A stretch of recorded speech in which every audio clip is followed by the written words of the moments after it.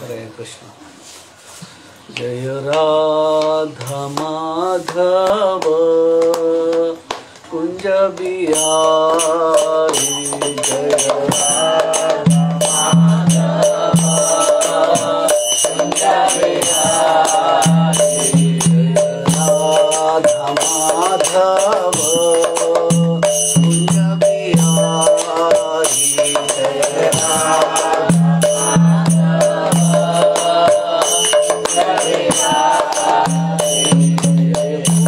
राधा वल्लभा गिरिवरधारी, जय गोपी जन वल्लभा जय गोपी जन वल्लभा गिरिवरधारी, जय गोपी जन वल्लभा गिरिवरधारी,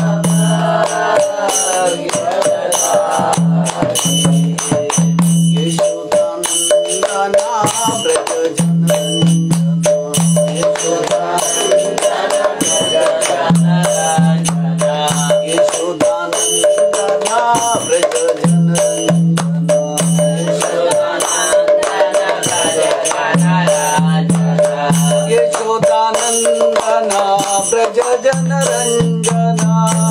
यशोदानंदना ब्रज जनरंजना, यशोदानंदना ब्रज जनरंजना, यशोदानंदना ब्रज जनरंजना, यशोदानंदना ब्रज जनरंजना, यमुना तीरावन चारी,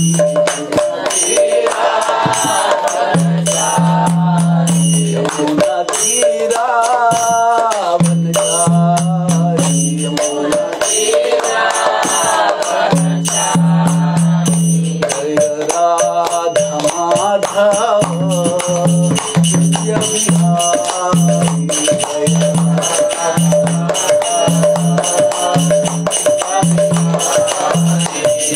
राधा माधव कुंज बिहारी, जय राधा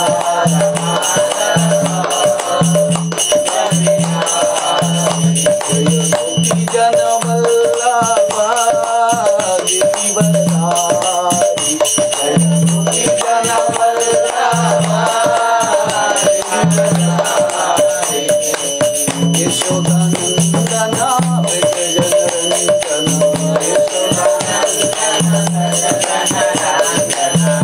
यशोदानंदना ब्रज जनरंजना, यमुना तीरावन चारी, यमुना तीरावन चारी,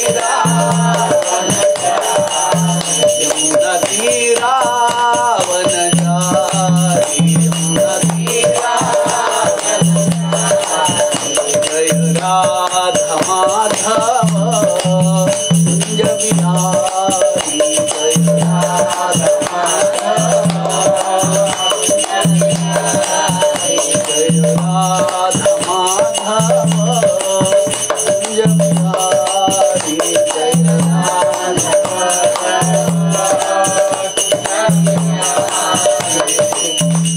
हरे कृष्णा कृष्णा कृष्णा हरे हरे, हरे राम राम हरे हरे, हरे कृष्णा हरे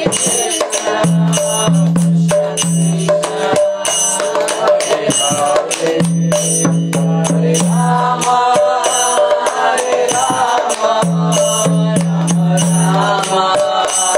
हरे, हरे कृष्णा कृष्णा कृष्णा हरे हरे, हरे राम राम हरे हरे, हरे कृष्णा कृष्णा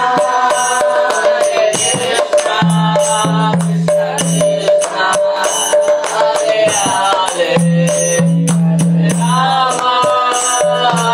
राम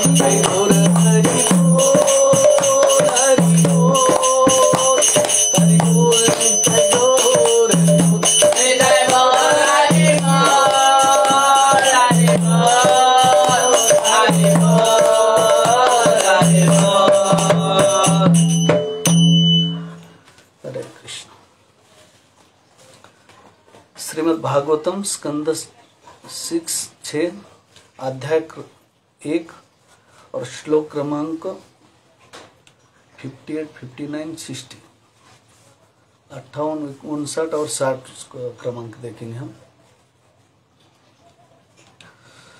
ओम नमो भगवते वासुदेवाय।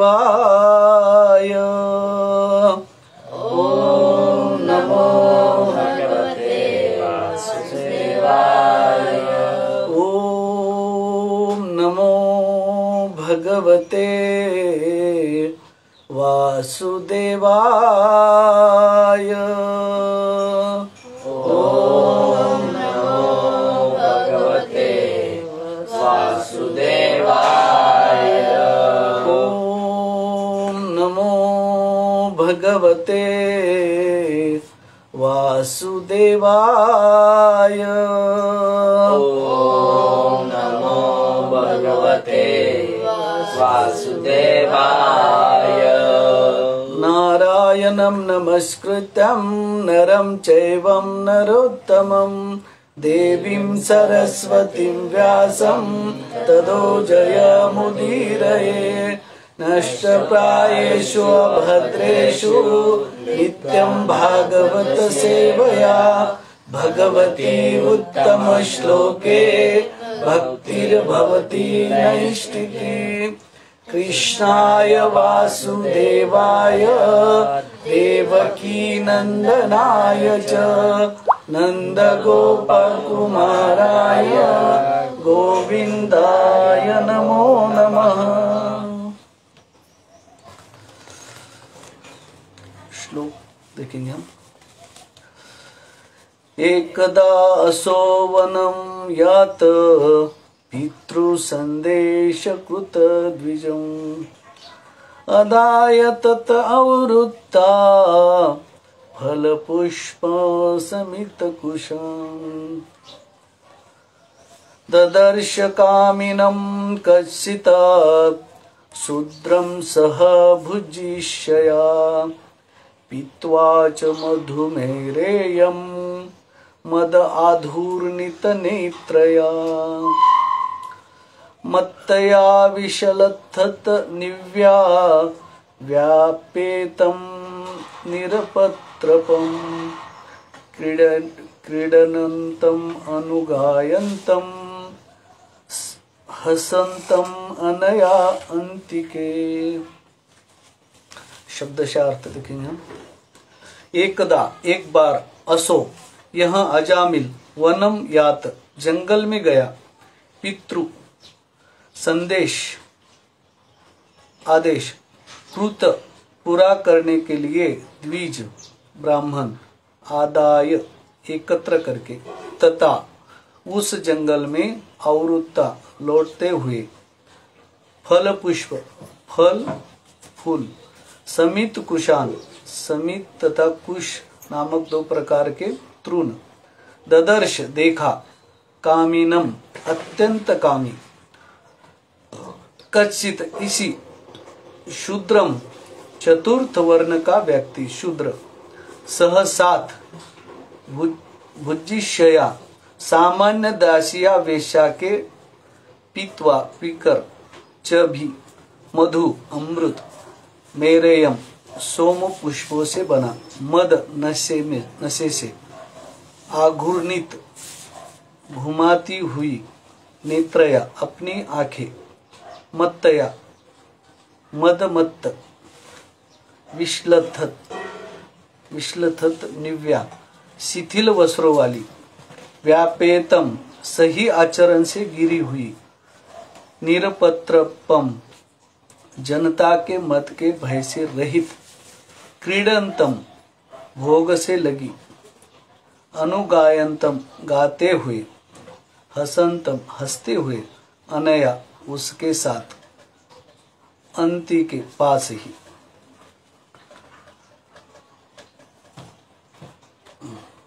एक बार यह ब्राह्मण अजामिल अपने पिता का आदेश पालन करते हुए जंगल में फल फूल तथा समित और कुश नामक दो प्रकार की घासें लाने जंगल गया। घर वापस आते समय उसे एक अत्यंत कामुक चतुर्थ वर्ण का व्यक्ति शूद्र मिला जो निर्लज्ज होकर एक वेश्या का आलिंगन तथा चुंबन कर रहा था। यह शूद्र इस तरह हंसते गाते हुए आनंद ले रहा था मानो यही उचित आचरण हो। यह शूद्र तथा वेश्या दोनों ही सुरापान किए हुए थे। वेश्या की आंखें नशे से घूम रही थी और उसके वस्त्र शिथिल पड़ गए थे।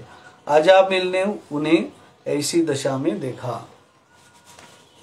तात्पर्य श्रील प्रभुपाद जी द्वारा। श्रील प्रभुपाद की जय।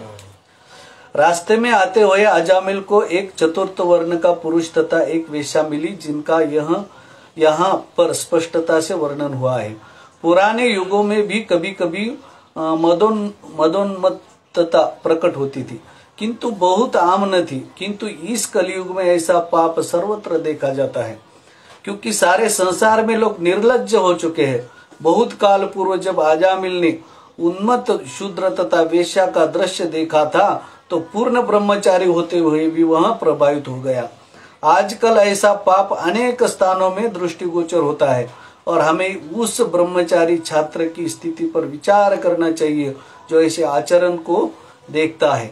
यदि वह यम नियमों के पालन में अत्यंत सुदृढ़ न हो तो उस ऐसे ब्रह्मचारी के लिए स्थिर रह पाना अत्यंत कठिन है।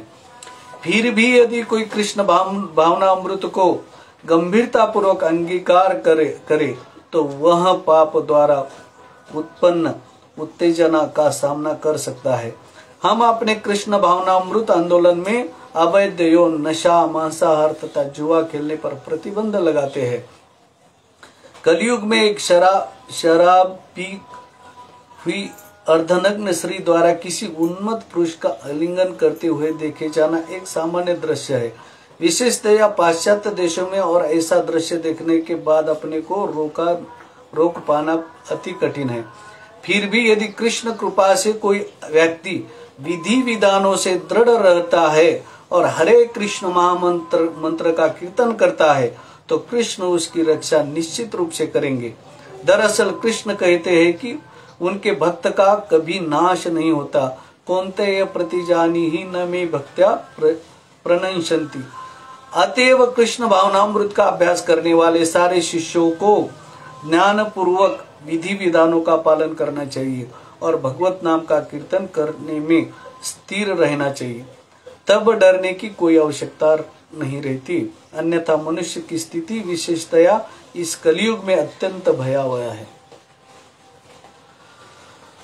ओम अज्ञानतिमिरान्धस्य ज्ञानाञ्जनशलाकया चक्षुरुन्मिलितं येन तस्मै श्रीगुरवे नमः।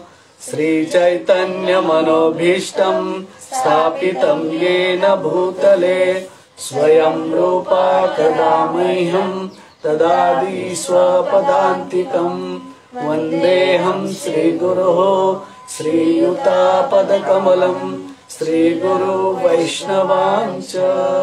श्रीरूपं साग्रजातं सहगना रघुनाथान्वितं तं सजीवं सावधेतं सावधूतं परिजनसहितं कृष्ण चैतन्य देव। श्रीराधा कृष्ण पादा सहगना ललिता श्रीविशाखान्वितां च। नमो ओम विष्णुपादाय कृष्ण प्रेष्ठाय भूतले श्रीमते भक्ति वेदांत स्वामिनी इति नामिने। नमस्ते सरस्वते देवे गौरवाणी प्रचारिणे निर्विशेषा शून्यवादे पाश्चात्य देशतारिणे। कल्पतरुभ्यश्च कृपा सिन्धो दैव च पतितानाथ पावनेभ्यो वैष्णवेभ्यो नमो नमः। हे कृष्ण करुणा सिन्धो दीनबन्धो जगत्पते गोपेश गोपिका कांत राधा कांत नमस्तुते। तप्त कांचन गौरांगी राधे वृंदावनेश्वरी वृषभानुसुते देवी प्रणमामि हरिप्रिये। जय श्री कृष्ण चैतन्य प्रभु नित्यानंद श्री अद्वैत गदाधर श्रीवासादि गौर भक्तवृंद। हरे कृष्णा कृष्णा कृष्णा हरे हरे हरे राम राम राम हरे हरे। हरे कृष्ण। श्रीमद् भागवतम स्कंद 6 अध्याय 1 श्लोक क्रमांक 58, 59 और 60 देख रहे हैं। आज बड़ा ही टफ विषय है मेरे लिए, लेकिन हम जितना हो सके उतना चर्चा करने का प्रयास करेंगे।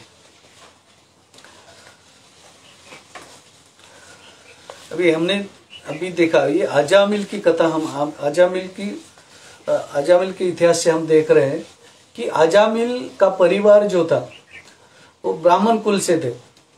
ब्राह्मण कुल में सब भगवान की पूजा अर्चा यज्ञ मंत्र वगैरह सब किया जाता है। घर में उनकी संस्कृति थी। लेकिन क्या हुआ अजामिल के जीवन में? अजामिल कहाँ गए थे? जंगल में फल फूल कुछ समिधा वगैरह लाने गए पिताजी की आज्ञा से। और आते समय उन्होंने वो दृश्य देखा कि चतुर्वर्ण का व्यक्ति, शूद्र व्यक्ति एक वेश्या के साथ संग कर रहा है। उन्होंने वह दृश्य अपने आंखों से देखा। अभी अजामिल ने क्या करना चाहिए था, वह दृश्य देखते ही निकल जाना चाहिए था, तो उसको उसका इफेक्ट नहीं होता, उसका परिणाम उसको भुगतना नहीं पड़ता। लेकिन क्या हुआ, उसने वह देखा। देखने के बाद क्या होता है कि कोई भी आदमी यदि हम देखते हैं तो हमारे मन पर उसकी छाप पड़ती है, हम उसका मनन करने लगते हैं, फिर मनन पड़ती है हमारे हृदय में स्थापित हो जाता है। फिर यदि वो दृश्य हमारे हृदय में स्थापित हो गया तो वह करने की हमारी इच्छा होती है। तो अजामिल के साथ भी वही हुआ कि उसने देखा और जाते जाते अपना ध्यान करने लगा, देखने लगा कि वो दृश्य ऐसा ऐसा, फिर वो हृदय में उसने स्थान उसका पा लिया। फिर उस अगेंस्ट वो कृत्य करने की उसकी अभिलाषा जाग गई। जैसे हम देखते हैं अभी पीछे बहुत टीवी पे एक सीरियल चालू था शक्तिमान करके। शक्तिमान में क्या होता था, कोई यदि कुछ कोई जल रहा है, कोई संकट में है तो शक्तिमान आ जाते थे और वो उनको बचा लेते थे। ऐसा लोगों ने ऐसा देखा और कुछ लोगों ने वो अपने हृदय में धारण कर लिया, फिर हमें शक्तिमान बचाएंगे, हमें शक्तिमान बचाएंगे। तो कोई किसने, एक आदमी ने हमने पेपर में पढ़ा था कि खुद को जला लिया और शक्तिमान करने लगा। आने वाले शक्तिमान जल गया, मर गया हो। ऐसे ही हमने और एक देखा कि दृश्य कोई बड़ी सी बिल्डिंग से छलांग लगा रहा है और शक्तिमान कर रहा है। ये क्या होता है कि जब हम कोई दृश्य देखते हैं तो उससे हम है ना अपने देखने के बाद, अपने आंखों से देखने के बाद उसका चिंतन करने लगते हैं, उसका मनन करने लगते हैं, फिर वो हमारे हृदय में स्थिर हो जाता है। फिर वो कृत्य करने के लिए, वो काम करने के लिए हम प्रवृत्त होने लगते हैं। तो वैसे ही हुआ।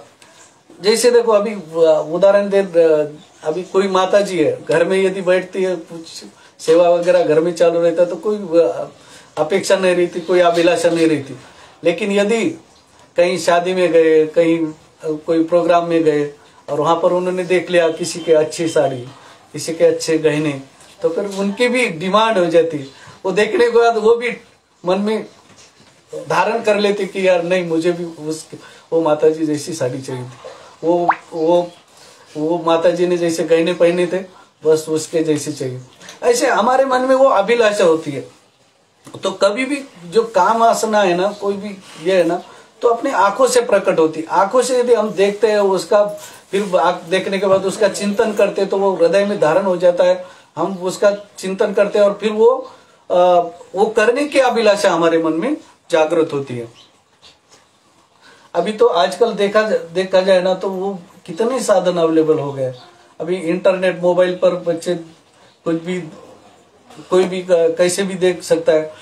अभी यूट्यूब है, ये सब साधन है जो हम यदि उसका अच्छे से उपयोग न करें, भक्ति के लिए उसका यूज न करें, तो कोई भी दृश्य देख के आदमी विचलित हो सकता है। इसीलिए जो हम जो देखते हैं वो हमें पता होना चाहिए कि हम जो देख रहे हैं वो हमारे जीवन के लिए पूरक है क्या। यदि हम कोई चीज देख रहे, यदि हम सत्संग में जाते हैं, वहां पर देखते हैं कि भगवान का मंगल आरती हो रहा है, बाद में कीर्तन वगैरह हो रहा है, भक्तों का प्रवचन हो रहा है, लेक्चर हो रहा है, वो यदि हम देखते हैं, वो दृश्य यदि हम धारण करते हैं, वो हृदय में यदि उसका चिंतन करते हैं, तो हम वो भक्ति जैसा हम कार्य करने, भक्तों जैसा हम कार्य कर सकते हैं। फिर हमारी भक्ति जागृत होगी।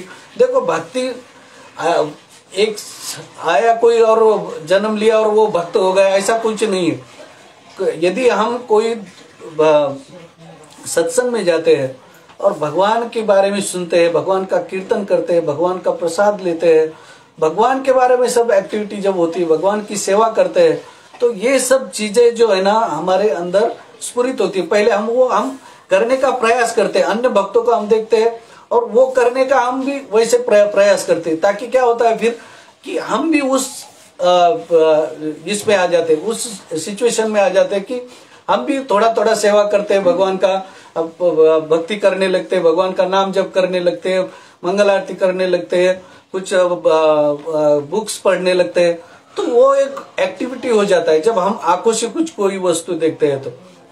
लेकिन आजामिल में ये दृश्य देखा, अपने मन में धारण कर लिया, जैसे हम भक्त जो है तो भगवान का मंगल आरती प्रवचन वगैरह करके, भगवान का कीर्तन सुन के, भगवान के बुक्स रीडिंग करके, पढ़ के, ये सब हम उस तरह से बन सकते हैं। अभी देखो हमारे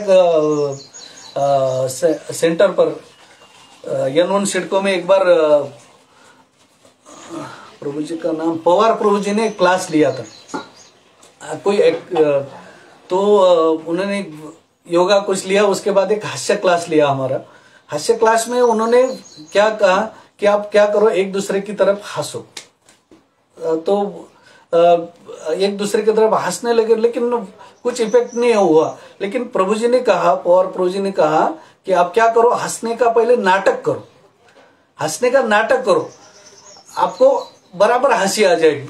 तो एक दूसरे की तरफ हम हंसने का नाटक करने लगे, हंसने लगे, तो पता नहीं कब हमें हंसी शुरू हो गई, और वो इतना हंसने लगे, हम इतना हंसने लगे, रुकने का नाम ही नहीं ले रहा है। वैसे ही भगवान की भक्ति पहले आना है, सत्संग में आना है, जो भक्त करते हैं वो देखना है, भक्त जो मंगल आरती वगैरह करते हैं, भगवान का कीर्तन करते हैं, बुक्स रीडिंग करते हैं, प्रसाद लेते हैं, भगवान जैसी एक्टिविटीज, भक्त लोग जैसी एक्टिविटीज करते हैं, वैसे पहले हमको करना है।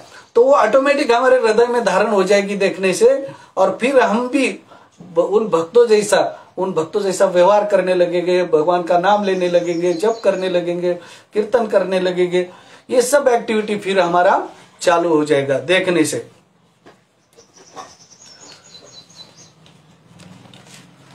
अभी देखो, जब अभी शादी का सीजन चालू है, तो शादियों में अभी आजकल लड़की देखा जाता है तो क्या देखा जाता है, सिर्फ चेहरे को देखा जाता है, कैसी है लड़की, गोरी है क्या, ये है क्या, वो है क्या, सब उनकी डिमांड रहती। यदि अच्छा चेहरा, अच्छा सब, वो शादी हो जाता है। लेकिन कुछ दिनों के बाद सिर्फ कोई चेहरा देख के यदि उसका कोई यानी उसका रहन सहन, उसके पवित्रता, उसका गुण देखकर यदि नहीं शादी करते, तो फिर बाद में क्या होता है कि वो रिश्ता ज्यादा देर तक टिकता नहीं। वो सिर्फ चेहरे को देखता है, फिर वो बाद में वो चेहरे पे सुरकुती आने लगती है, कुछ शरीर कुछ मोटा बेटा होने लगता है, तो फिर वो शादी कभी कभी टूट जाती है। तो क्या होता है, इस शादी में एक पवित्रता नहीं रहती। इसमें क्या होता है कि एक जो प्रेम है एक दूसरे के लिए, वो नहीं रहता। आप अपने भारत में तो अभी तक अच्छी संस्कृति है, लोग पहले से सुसंस्कृत है, भागवतम का पठन करते हैं, भगवान क्या है जानते हैं, इसीलिए अपनी संस्कृति, अभी भारत की संस्कृति महान है, चालू है। लेकिन विदेश में देखा जाए ना तो बहुत भयावह परिस्थिति है। वहां पर रिश्ते बनते भी, टूटते भी, और बनते हैं और टूटते हैं, ऐसे चालू रहता है। लेकिन भारत की संस्कृति महान है, क्योंकि यहाँ पर भगवान का प्राकट्य हुआ, भगवान की कथा होती है, भगवान के प्रवचन होते हैं, भगवान के सत्संग होते हैं, इसीलिए अभी तक ये संस्कृति टिक कर है। अभी देखो वृंदावन में भी एक दिन क्या हुआ था, कामदेव जो है ना, कामदेव का एक काम ही है कि किसी पुरुष या स्त्री के हृदय में वो बाण मारते हैं और वो काम वासना उत्पन्न करते हैं। लेकिन कामदेव 3 बाण रहते हैं कामदेव के पास। अभी एक दिन ऐसा हुआ था वृंदावन में भी, कामदेव ने देखा कि यार सब लोग मेरे पीछे पड़े हुए, काम के पीछे पड़े हुए हैं, और ये कौन नए व्यक्ति, भगवान कृष्ण की तरफ देखकर बोलते हैं कि ये कौन है व्यक्ति जो सब उनके पीछे पड़े, सब ग्वाल बाल, सब वृंदावन के वासी सब भगवान के पीछे पड़े, भगवान की सेवा में है, भगवान के साथ गैया चराने जाते हैं, भगवान के साथ खेलते हैं, भगवान के साथ प्रसाद लेते हैं, ये कौन इतना प्रभावित व्यक्ति। तो उस कामदेव ने भी भगवान के ऊपर एक बाण चलाया। लेकिन उसका कोई प्रभाव नहीं हुआ। लेकिन वो कामदेव ने भगवान को देखा तो इतने मोहित हो गए, भगवान का सुंदर चरण, भगवान का पीताम्बर वस्त्र, भगवान के कंठ, भगवान का चेहरा, आंखें देखकर वो इतना प्रभावित हो, कामदेव भगवान के ऊपर प्रभावित होगा। तो ऐसे हमारे भगवान श्री कृष्ण है। जैसे उनका उसी समय उनका एक नाम पड़ा मदन मोहन, जो मदन काम को भी मोह लेते हैं, ऐसे भगवान मदन मोहन, उनका भगवान का एक नाम है मदन मोहन।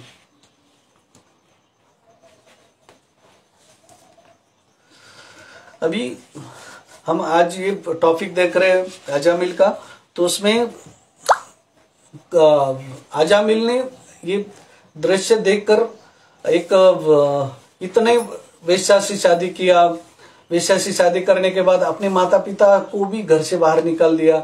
देखो एक सुसंस्कृत घर क्या होता है कि अपने घर में एक गुणवान सभ्यता वाली उस लड़की से यदि उस बच्चे का शादी हो जाता है तो घर में एक सुसंपन्न परिवार रहता है, एक दूसरे के विचार से काम होता है, एक दूसरे को दूसरे का विचार सुनकर एक दूसरे का सेवा करते हैं। लेकिन यदि ऐसे वेश्याओं के साथ, ऐसे गलत धारणाओं के साथ यदि किसी बच्चे का शादी हो जाए तो फिर वो घर में अपने बच्चे माँ बाप को भी नहीं रखते, माँ बाप को फिर बाहर से घर से बाहर हकल देते।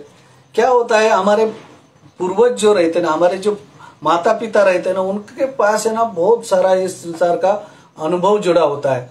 तो वो हर बार हमें उनके कृति से, उनके विचारों से, उनके बातों करने से, उनका व्यवहार करने से हमें पता चलता है।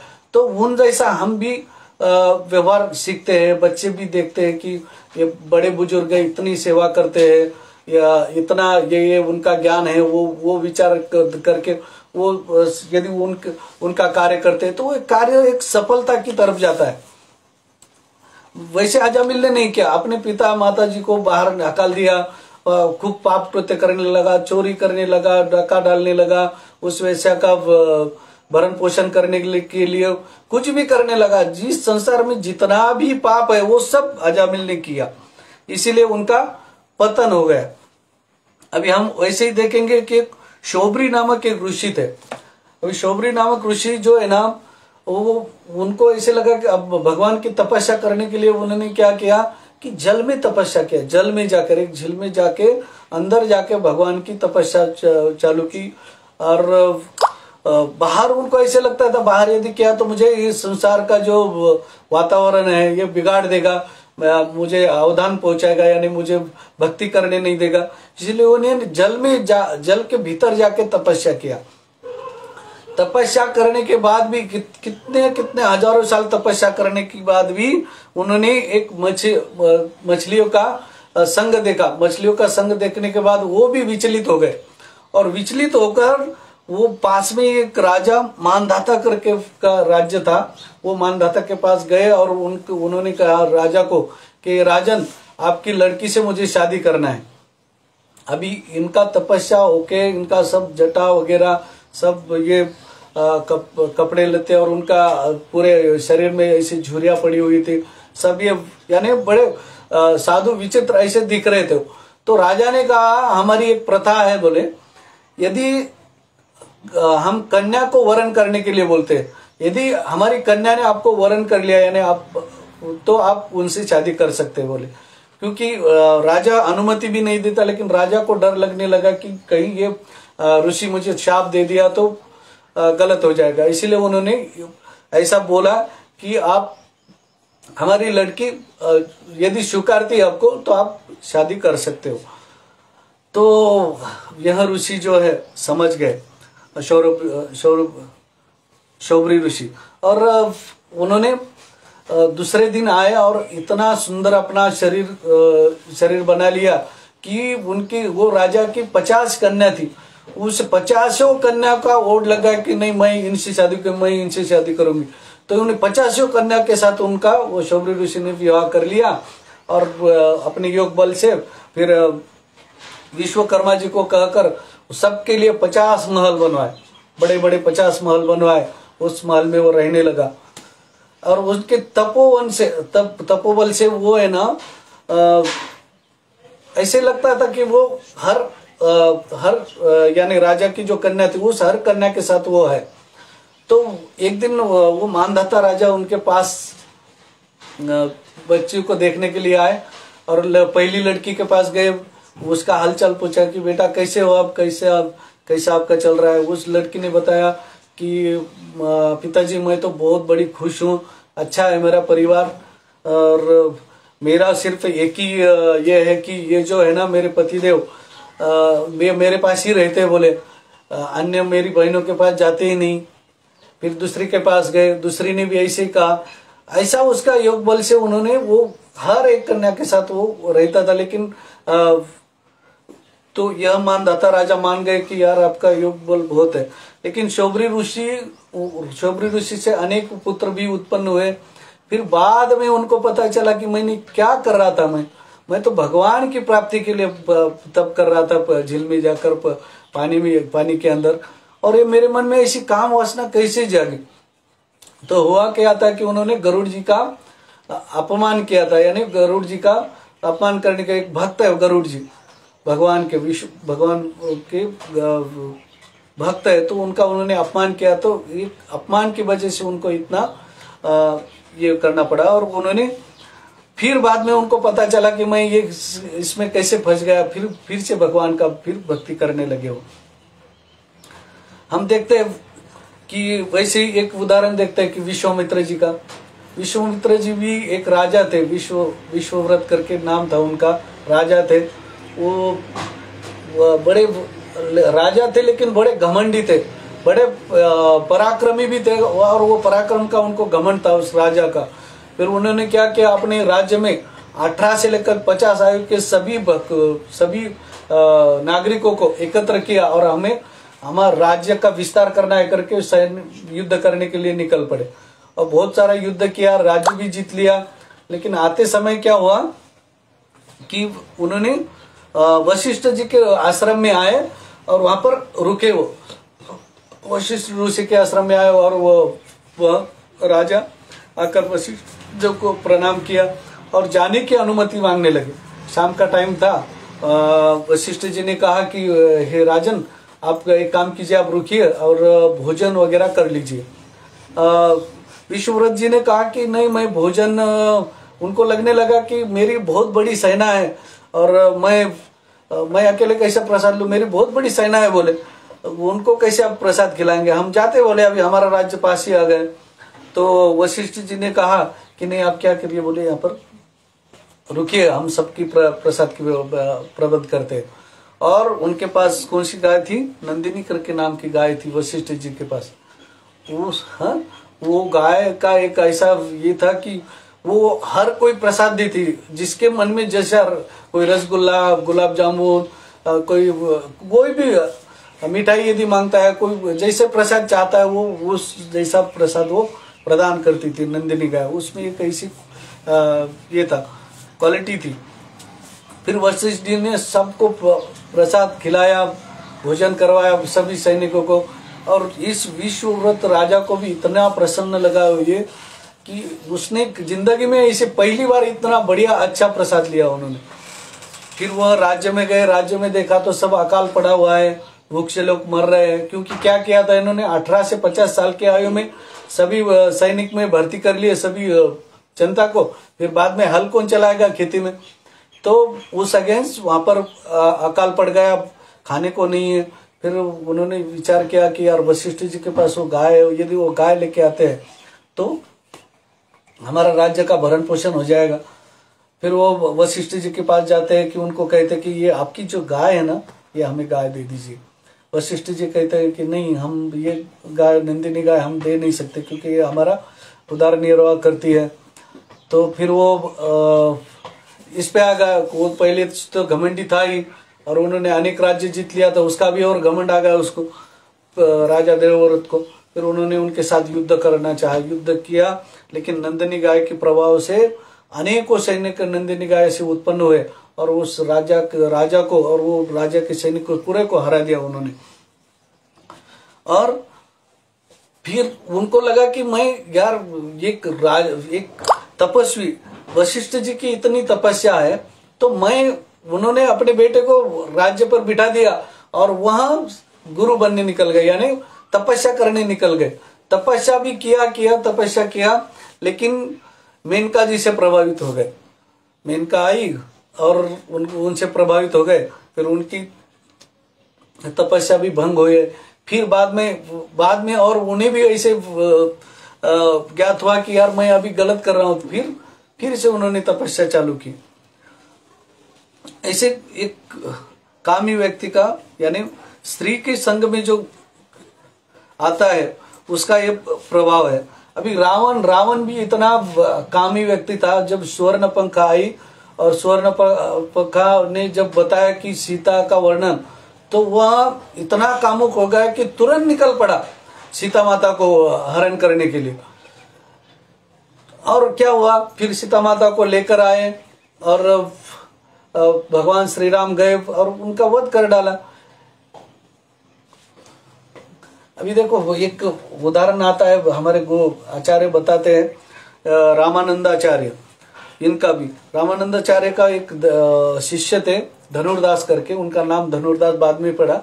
लेकिन वो जब पहले एक जुलूस निकल रहा था, भगवान का एक यात्रा निकल रही थी, तो ये धनुर्दास जब भक्त नहीं था, तब ये ना एक स्त्री को देखकर, उसकी स्त्री के आंखों को देखकर प्रभावित हो गया और निर्लज्ज की तरह क्या किया, उसने अपने छाता लिया और उस स्त्री के ऊपर पकड़ लिया इसे। और स्त्री ऐसी चल रही है, सब लोग चल रहे हैं, सब हंस रहे हैं उसकी तरफ देखकर, तो भी निर्लज्ज की तरफ उस स्त्री के आंखों में देख रहा है और वो स्त्री भी भगवान की इसमें देख रही यात्रा में।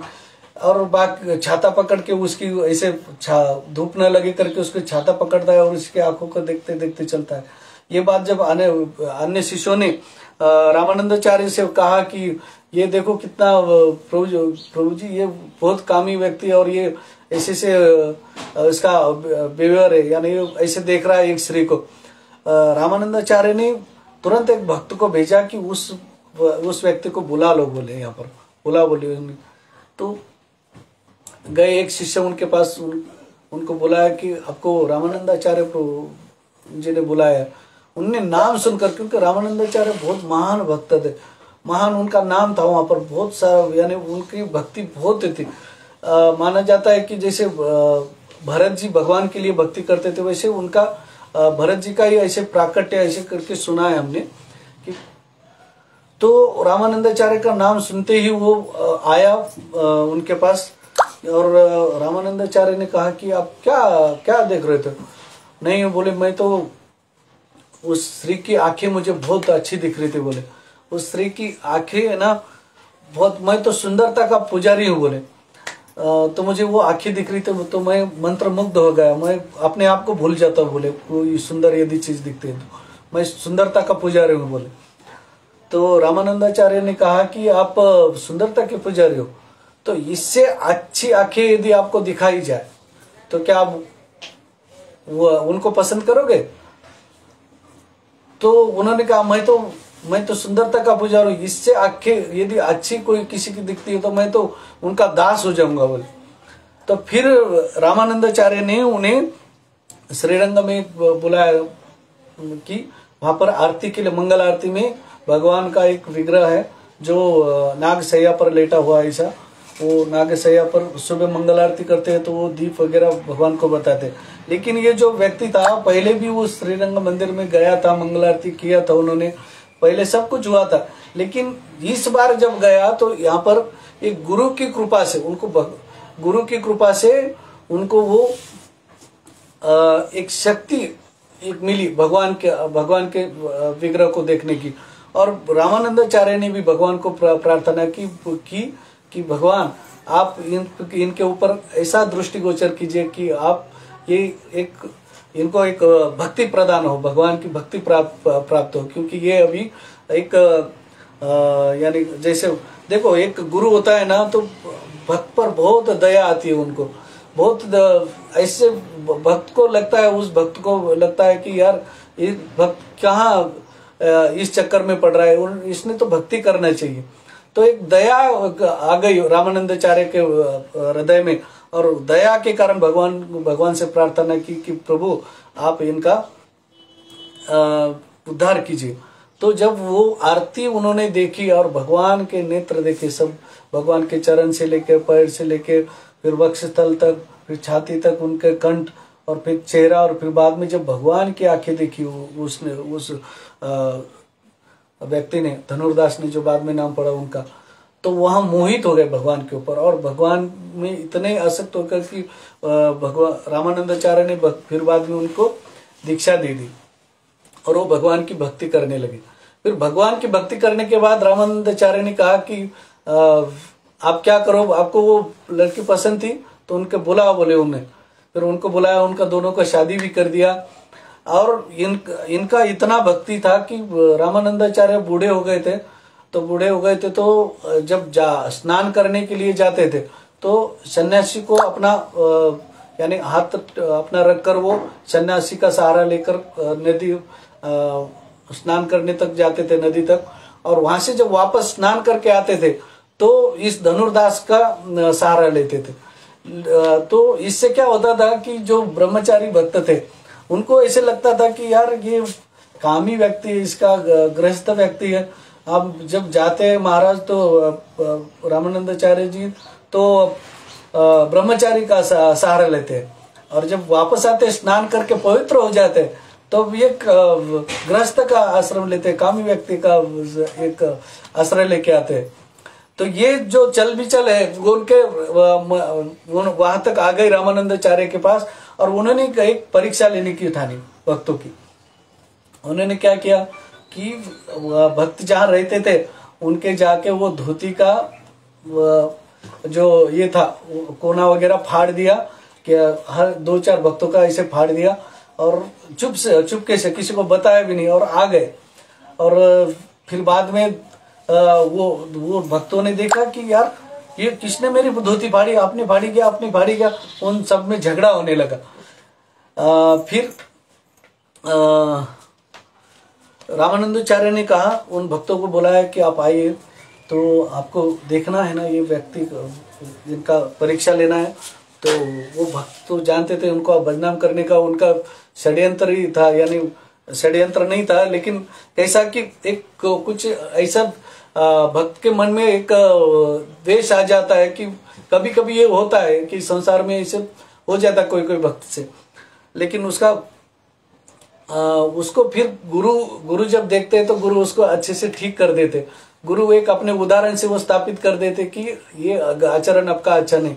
तो वो आचरण सिखाने के लिए उन्होंने उन शिष्य को बुलाया कि ये धनुर्दास का जो है ना, ये कितना कामी व्यक्ति, कितना सांसारिक व्यक्ति, ये कितना माया में पड़ा हुआ है, इसकी परीक्षा लेंगे अपन आज। तो आप क्या करो, इनको मैं बुलाता हूँ, आप कोई तो भी भक्त जाओ उनको बुला लो। मैं जब इनसे बातें करूंगा ना तो आप जाना चुपके से, और इसके घर में जो भी धन होगा, सोना चांदी जवाहरात जो भी है उसके घर में सब चुरा के लेके आ जाओ। तो फिर एक भक्त गया धनुर्दास जी को बुलाने के लिए, धनुर्दास जी को बुला के लेके आए, और फिर बाकी भक्त सब गए उधर। भक्त गए, देखा उन्होंने तो खिड़की खुली थी। पहले खिड़की का वो ऐसे गज वगैरह नहीं था, कुछ तो ये नहीं थी, खिड़की ऐसे लकड़ी की थी। पूरा खुलने के बाद पूरा ऐसे ओपन ही था, और डोर थोड़ा सा आड़ा करके उसकी जो मिसेस थी वह ऐसे लेटी हुई थी, सिर्फ लेटी हुई थी। जब वो आए ना, खिड़की से देखा कि यार ये स्त्री सोई वाली है। तो उन्होंने आए अंदर और सब देखा, जो अंदर से सब कुछ निकाल लिए, गहने वहने सब निकाल लिए। लेकिन देखा कि उसकी जो पत्नी थी धनुर्दास की, उसके हाथ में सोने के कंगन है, ये हो गले में सोने के ये आभूषण है। ये सब देख के वो प्रभावित हो गया, और वो भी स्लो उसको निकालने लगे। जब वो ऐसे सोई हुई थी एक साइड से, तो एक साइड का सब उन्होंने निकाल लिया। निकालने के बाद थोड़ा उनको ऐसे करवट लेने के लिए वो ऐसे पलटी, तो इनको लगा कि ये जाग गई करके वो भाग गए, सब भाग गए। उन्होंने लेके आया। फिर वो धनुर्दास जी को रामानंदाचार्य ने कहा कि आप जाइए, बोले घर पे आपका सेवा कीजिए। धनुर्दास जी और उन शिष्य को बताया रामानंदाचार्य ने कि आप क्या करो, इनके पीछे जाओ और इनका रिएक्ट क्या होता है, ये क्या बर्ताव करते हैं, ये आप देखो।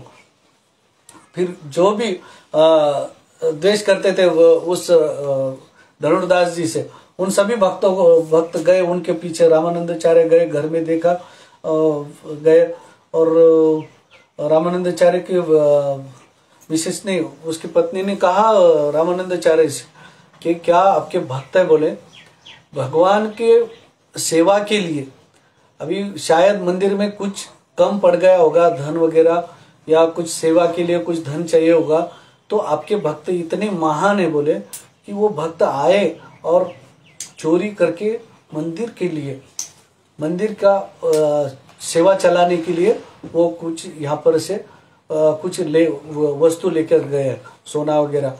लेकिन मैं देख रही थी, बोले मैं सोई नहीं थी, मैं जब थोड़ा ऐसे लेटी हुई थी बोले आपका राह देखते हुए, और जब वो आए सब निकाला, मेरा भी गहना निकाला। लेकिन मैं ऐसा चाह रही थी कि इधर से सब उन्होंने निकाल लिया था, लेकिन मैं चाह रही थी कुछ करवट बदल के इधर से सब मेरा वो निकाल ले, सोना चांदी जो भी है मेरे आभूषण वो निकाले करके मैंने करवट लिया बोले, तो वो भाग गए। तो वो धनुर्दास ने उनके उस माता जी के ऊपर, उनके पत्नी के ऊपर चिल्लाया कि आप कितनी घमंडी हो बोले, कितनी पापी हो बोले, कितनी ये यानी आपके मन में अभिलाषा है बोले कि यार तो वो भगवान के लिए, भगवान की सेवा के लिए लेके जा रहे थे, तो आप कम से कम वो तो निकाल के दे देना चाहिए था, थोड़ा हल्लू से आपका करवट बदलना था। आपने जोर से करवट बदला होगा, इसीलिए उनको लगा कि आप जग गए, भाग गए। आपने बहुत अपॉर्चुनिटी मिस की बोले। इतना यदि आप ये वो लेके जाते तो मंदिर का उसमें सब चलता था। ये जब सब सुना उन भक्तों ने तो उनके होश उड़ गए। फिर वो वापस आए तो सब मुंह लटका के आए। फिर रामानंदाचार्य ने कहा कि देखो ये होते हैं भक्त, उनको ये उदाहरण स्थापित करना था, इसलिए रामानंदाचार्य ने ये लीला कही। अभी देखो हमारा ये अजामिल का इतिहास चालू है, तो उसमें हम देखते हैं कि हरिदास जी ठाकुर भगवान के नामाचार्य हरिदास जी ठाकुर भगवान का 30 लाख नाम जप करते थे, और उनको कहा जाता है ब्रह्मा जी के वो अवतार थे। तो उनको भी देखो, भगवान के भक्त को कोई प्रभाव नहीं पड़ता किसी के ऊपर। यदि कोई अच्छे से भगवान की भक्ति करता है, भगवान की सेवा करता है, भगवान का कीर्तन करता है, भगवान का प्रसाद लेता है और भगवान के नाम में निरंतर लगा रहता है, उस भक्त को कोई छू नहीं सकता। कोई भी कितना भी उसको अब यानी प्रलोभन दो, वो अब उससे उसका कोई फर्क नहीं पड़ता। वैसे नामाचार्य हरिदास ठाकुर जी का था। अभी हरिदास ठाकुर जी को विचलित करने के लिए एक मुस्लिम व्यक्ति ने, उनको सहन नहीं हो रहा था, क्योंकि ये हरिदास ठाकुर जी एक मुस्लिम परिवार से थे। बाद में भगवान की भक्ति करने लगे, भगवान के नाम जप करने लगे। एक दिन में वो 3 लाख नाम जप करते थे। तो ऐसा माना जाता है कि 22 घंटा भगवान का नाम लेते थे और 2 घंटे में ही खाते थे, पीते थे, सोते थे, उतना ही वो करते थे। तो इतना उनका नाम जप था। वो जब वो उन्होंने एक वो प्रेषा को ऐसे कहा कि तुम उनको पैसा दिया कि आप इतना पैसा लो और उसको आपका दास बना लो। वो प्रेषा का नाम था हीराबाई। वो हीराबाई ने उस व्यक्ति से कहा कि मैं इसको है ना, वो अभी हरिदास है ना, तो मैं उसको हीरादास बना देती हूँ 3 दिन में। 3 दिन का उसने प्रण लिया और आए वो हरिदास ठाकुर जी के पास, और हरिदास ठाकुर जी को कहा कि मैं आपको पसंद करती हूँ, आपके साथ रहना चाहती हूँ, आपके साथ शारीरिक संबंध करना चाहती हूँ, प्रस्तापित करना चाहती हूँ। हरिदास ठाकुर ने कहा कि ठीक है, बोले कोई बात नहीं, आप बैठिए, भगवान का आप बैठिए, बोले मेरा जब पूरा हो जाए तब आप देखेंगे। तो जब करने लगे हरिदास ठाकुर जी, और वहाँ जब भगवान का नाम सुनती रही, उन्होंने घंटे 2 घंटा देखा कि नहीं हो पाया, फिर वो चली गई। दूसरे दिन फिर से आई, ठान के आई दूसरे दिन कि मैं आज तो हरिदास जी को हरा कर ही रहूंगी, उनको हीरादास बना कर ही रहूंगी। फिर से हरिदास जी ठाकुर को कहा कि आप तो हरिदास ठाकुर जी ने कहा कि आप रुकिए, भगवान का मेरा जब पूरा हो जाने दिए, आप भी चाहे तो भगवान का नाम ले सकते हैं। तो भगवान का नाम लेने लगे। वह वैसा भगवान का नाम लेते समय अपने हरिदास ठाकुर जी भगवान का नाम लेते जब करते रहे, और वहाँ उनके बाजू में ही तुलसी महारानी थी, उनके पास वो बैठ कर वो उनकी प्रतीक्षा कर रही थी। प्रतीक्षा करते करते उनको ऐसा फील हुआ कि मैंने गलती किया, अंदर से उसको प्रेरणा हुई और हरिदास ठाकुर जी के चरणों में गिर गई। मुझे माफ कर दीजिए, मैं बोला बहुत बड़ा अनर्थ करने जा रही थी। और वहाँ वो हीराबाई भगवान की सेवा करने लगी, भगवान का नाम जप करने लगी। ये होता है अच्छे भक्तों का प्रभाव। कभी भी भक्तों के संग में जाना चाहिए। भक्तों के संग में जाने से क्या होता है कि हम भगवान के बारे में सुनते रहते, भगवान का कीर्तन करते रहते, भगवान का दर्शन लेते रहते, भगवान की सेवा करते रहते। उससे क्या होता है कि हमारे हृदय में, हमारे मन में जो भी हम देखते हैं उसमें वो पवित्रता आती है, भगवान का कीर्तन करने से, भगवान का नाम लेने से। तो ये प्रभाव भक्तों से होता है। भगवान की नाम की महिमा अनंत है। भगवान का नाम लेने से ही आदमी का, कोई भक्त का उद्धार होता है। तो हम आज यहाँ पर रुकते हैं। हरे कृष्ण।